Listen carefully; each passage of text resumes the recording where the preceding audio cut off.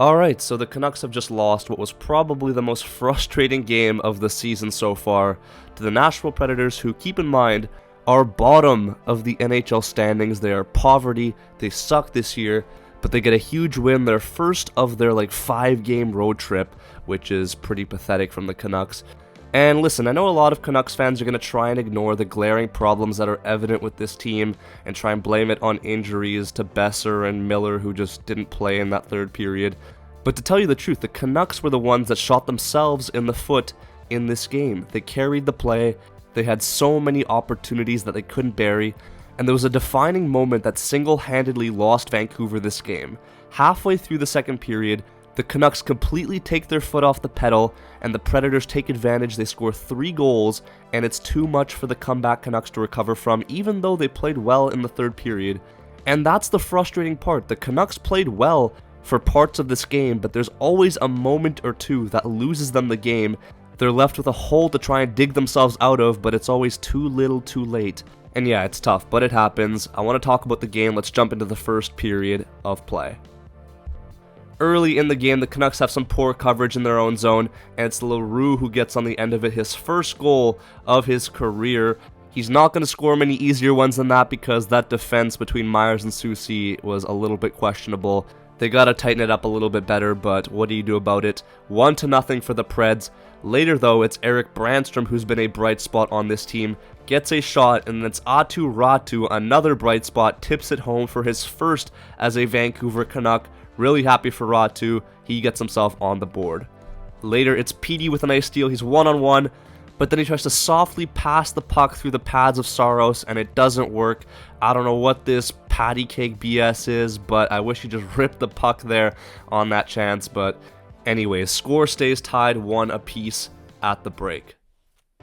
Early on, it's a nice tip there, but a good save from Saros. And then Erik Brannstrom, looking like Quinn Hughes here with this edge work, makes a nice play over to Raty. Can't get it to go.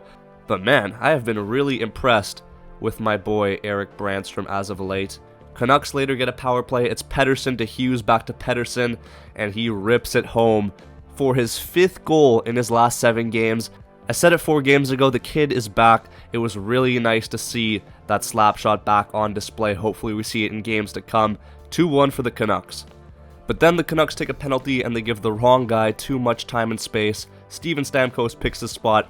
The defense here has to be more aggressive. You can't just give him that much time. And then here's what I'm talking about. Crucial moment, Sherwood gets a breakaway, but he fans on the shot.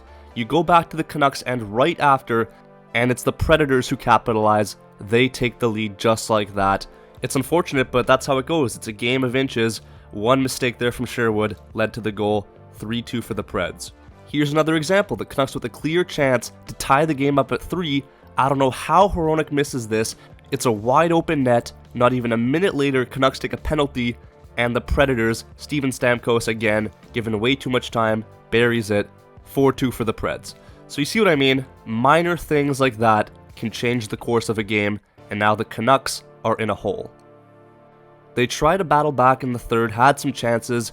Kiefer Sherwood makes up for his mishap in the second, scores on Saros, but then again, I way rather would have taken his chance in the second to go in as opposed to this one, because this was just too little too late. Canucks can't get the tying goal. Preds score the empty netter, make it a 5-3 final. And as I'm editing this video, I've just been informed that JT Miller wasn't actually injured. Tocchet just benched him, so that's a very interesting discussion. Give me your thoughts in the comment section down below on JT Miller's play and what you would have done there in the third period. But regardless of all that, the Canucks just weren't good enough from a 60-minute standpoint. They showed that they could be good enough, but if they don't play like that the whole way through, it can be costly. So, I don't know. Tough game. We move on now. Thank you all so much for watching. That's all from me in this video. Subscribe if you're new. Peace out, and take care.